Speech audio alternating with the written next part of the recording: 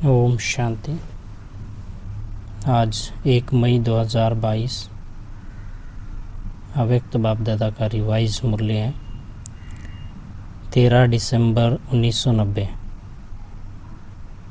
तो आज बाबा बेहद का वैराग्य के बारे में बता रहे हैं।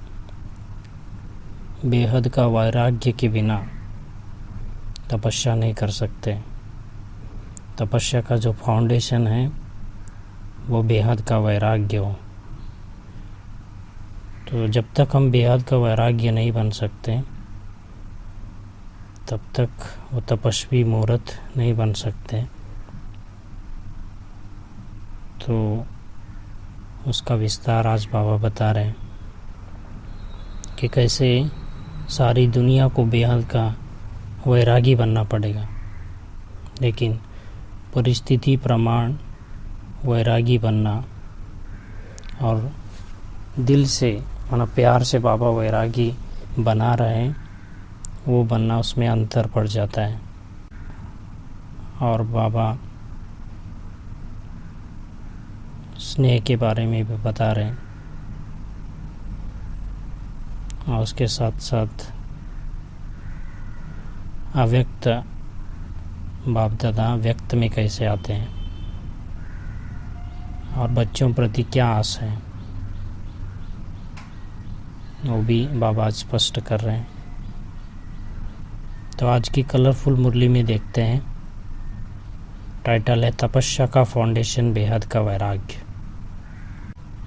तो सभी बच्चों के मन का एक ही साज अथवा गीत सुन रहे हैं।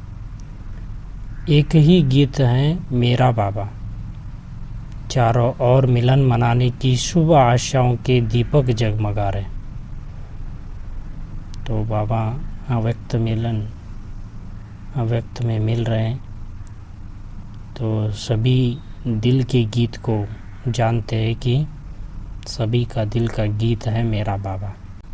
जो ब्रह्मा बाप ने अव्यक्त होते भी व्यक्त में क्या पाठ बजाया समान बनने के लिए।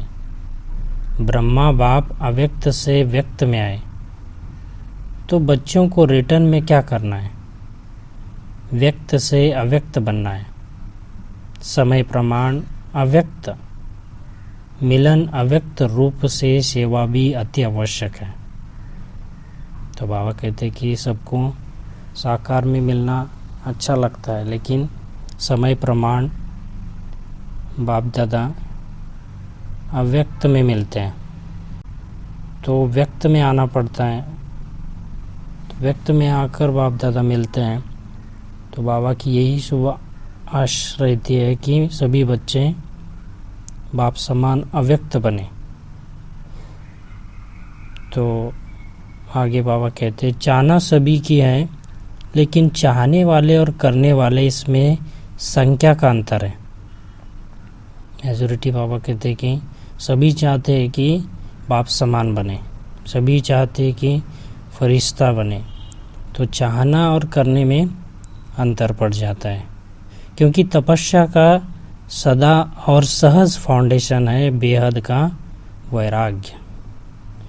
तपस्या का जो सदा और सहज फाउंडेशन जो है और कहते हैं बेहद का वैराग्य। बेहद का वैराग्य अर्थात चारों ओर के किनारे छोड़ देना, क्योंकि किनारे को सहारा बना दिया। तो किनारा हद की जो किनारे हैं वो पकड़ कर रहेंगे। तो बाबा कहते हैं किनारे से जब तक सहारा नहीं छोड़ते हैं तब तक वैरागी नहीं बन सकते। वैराग्य बेहद का वैराग्य नहीं आ सकता है, क्योंकि हद का तो वैराग्य होता है। कोई परिस्थिति आती है, कोई समस्या आती है तो दुनिया में तो हद का वैराग्य आता है और संन्यास लेते हैं, जंगल में चले जाते हैं। लेकिन बाबा कहते हैं इस पुरानी दुनिया से बेहद का वैराग्य हो।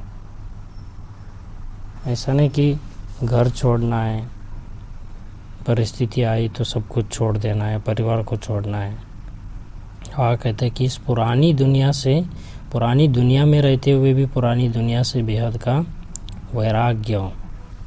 तो तो वैराग्य ही हमको तपस्या में आगे बढ़ा देगा।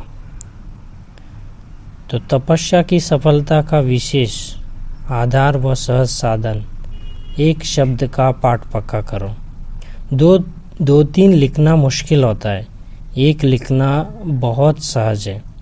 तपस्या अर्थात एक का बनना, जिसको बाप दादा इकोनॉमी कहते हैं। तो बाबा कहते हैं एक का बनना और इकोनॉमी रहना, एक बल एक भरोसा। तो एक के बनकर एकांतवासी बनना और एकाग्र बुद्धि को एकाग्र करना। तो जो एक का है वो पाठ को पक्का करना है। दो तीन शब्द अच्छा नहीं लगता है। बाबा कहते हैं एक को पक्का करना है। आगे बाबा कहते हैं जहाँ आवश्यकता होगी, बाप दादा देखते भी सब हैं लेकिन नहीं भी देखते हैं, जानते भी हैं नहीं भी जानते हैं। जो आवश्यकता नहीं वो न देखते न जानते हैं। खेल तो बहुत अच्छा देखते हैं। तो बाबा को सब कुछ पता होता है, फिर भी बाबा कहते हैं कि जो आवश्यक चीज़ होती है वही देखते हैं। जैसे कि बाप दादा के सामने बहुत सारे पत्र आते थे बच्चों के, कई 8 पेज के पत्र लिखते थे।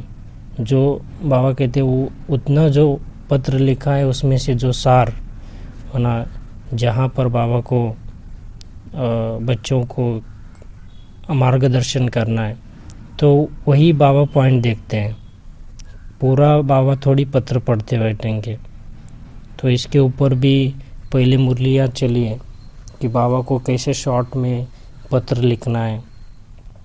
कुछ नहीं है तो ओके लिखना है केवल, और कुछ समस्या होती है तो शॉर्ट में लिखना है। तो बाप दादा देखते कि सब कुछ जानते हुए भी, है ना, जानते भी है और नहीं जानते भी है।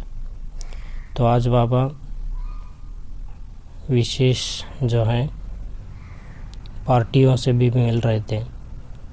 कोई भी माया का नशा पहनने का, खाने का, देखने का अपनी तरफ आकर्षित नहीं कर सकता है। ऐसे में नशे में रहते हुए यह माया थोड़ी थोड़ी आकर्षित करती है। तो रूहानी नशे में रहना है। क्या नशा रहे कि मैं कोटों में कोई और कोइयों में कोई आत्मा हूँ, वो नशा हो। और बाबा कहते हैं कि आपका ओरिजिनल जो स्थान है मधुबन है। तो आप जो भी सेवा केंद्र पर सेवा कर रहे हैं तो सभी इकट्ठे मधुबन में रहेंगे तो सेवा कौन करेगा। इसलिए बाबा ने सेवा के लिए स्थान दिया है। उसके साथ बाबा कहते हैं कि शुभ भावना शुभ कामना रखनी है। तो ब्राह्मणों का नेचर जो है शुभ भावना और शुभ कामना वाला हो। कोई गाली भी दे, कुछ भी हो जाए, लेकिन उसके प्रति शुभ भावना और शुभ कामना हो।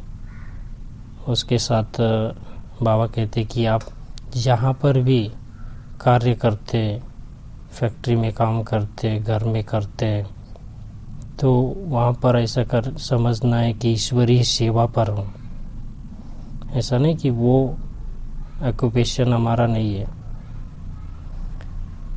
क्यों बिजनेसमैन हो या घर में काम कर रहे हो, वो नहीं समझना है। बाबा कहते ईश्वरीय सेवा अर्थ हो, ईश्वरीय सेवा का वो ऑक्यूपेशन याद रहे।